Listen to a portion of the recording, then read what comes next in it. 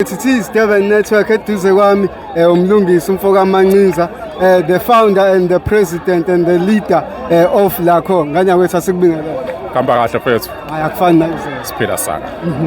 Mfethu namhlanje la uhlangene nabamasaluni nisazola yona le ndaba yabantu asebegamandele ibusiness abanye babo abangenama phela.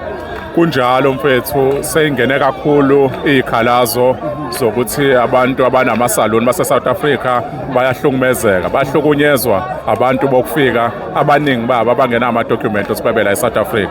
Sithe namhlanje sike sisondeleke la eKing Dinizulu Park sizobeza ukuthi bathini.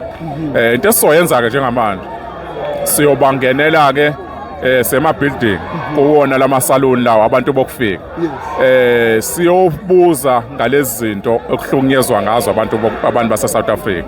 Ezinye zezinto abahlukunyezwa ngazo abantu base South Africa, imali yerent imali inyuke nje esithubeni kuthiwa isinyukile imali mawungafuni kumele uphume. Enye into izinto zokusebenza esaluni mawuqashile lapho uyaphoqwa ukuthi zithenge kubona abantu bokufika. Okunye kwakhona uthola ukuthi ibuilding ekusetshenzelwa kuyona ayikho esimeni ukuthi kungasetshenzelwa kuyona. Sometimes uthola ayinawo amanzi, ayinabo sink, umuntu ethi renta kule salon kumele aphume ayocela kwenye salon nakhona kusuke kumele akhokhe futhi. And futhi okunye abantu abasitshela izinto abasitshela zona bathi umuntu ufika rent abamazi ulandlord wabo kuba nomuntu obaphanda nendawo.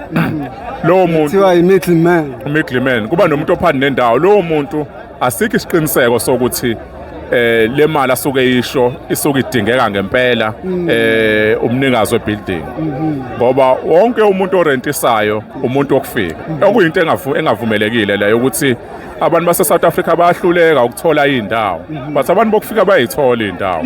Ziningi izinto ezenzakalayo, abanye bafront ngamasaluni kanti benza ama drugs ngaphakathi. Ezilakho nje sasiqalile ukungenelela sizoyihambela zonke indawo sithole yonke nje wasesitholile inkinga mase siba nesolution. Isolution ikiyodwa yokuthi inkankane nenkankana ledla umsondo wangakubo. Alikho izwe elingenabo abantu abadinga ukugundwa emakhanda, alikho izwe lingenabo abantu abadinga ukuluka. Manje wayike bona besuka emazweni nabo bezokwenza lo msebenzi la. Sinosisi bethu nabafowethu abawenzayo lo msebenzi lo. And futhi akukona umsebenzi engathiwe umsebenzi ongatholakala saze kufika umuntu owelinye izwe ezela. Sizolungisa nje lezo zinto ngoba lento abantu bokufika inkulu kakhulu, ingxenye iningi zase South Africa ama department inhlaka bakhona abantu bokufika and bayithatha imisebenzi njoba ukhulu usuku nosuku isibalo sabantu base South Africa abangasebenzi.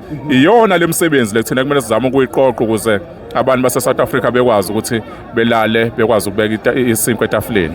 Njengamanje ke siyehla ke sizonge omunye umgwaqo sebesitshelile sizoya kephi nase siyenzile research siyoqala ke siyosebenza ke manje ukuthi abantu bokufika abaphume entweni yamasaloni kusebenza abantu base South Africa. Abantu abaningi bebengakholela ukuthi makuthiwa eSouth Africa imisebenzi ikhona ithathwa abantu bokufika, kodwa nina njengelakho nikuprovile lokho naye enkampanini ezihlukene nakhipha abantu bokufika abangenama phepha nafaka abantu base South Africa ukuze nama statistics eKZN in particular abonisa ukuthi iyona engcono enabantu abangcono ngozinga lokusebenza. Yes, okuyiqiniso lo ngoba izikhulu zahulumeni abaningi abantu abaseParliament banako ukukhuluma ngabantu ubone ukuthi bayayitheorize lento into abangayazi, bakhuluma ngento abangayazi practical. Thina siyayazi practical masithi abantu bokufika bathatha imisebenzi abantu base South Africa siyayazi, hayi ukuthi sike sibone ku social media kanjani. Into esiyaziyo le ngoba siyangena siyafika physical emafemini siyibonele lezo zinto. Ingakho ke sathi enye isolution yokuxosha labantu ukuthi kuvala umpompi. Ukuvala umpompi ukuthi umuntu engamnayo isource of income ukuze engekwazi ukuphila, ukuthi umkhiphe efemini ufaka umuntu wase South Africa. Indaba ezinhleke kuvelile ukuthi izibalo zabantu base South Africa zabantu base KZN kakhulu ngoba zokhuma uthi la kho ifonywe la iKZN abantu base KZN zinyukile ibalo zabantu abaqashiwe, okuyinto ke besijabulisa kakhulu le ukuthi ke after sithukiwe ngeinhlamba sisatshesiwe izikhulu ezithile zisabisa after abaqashi befuna ukusoconga kodwa imphumela iyabonakala ukuthi abantu base South Africa sebeyakwazi ukubeka isinkwa etafuleni.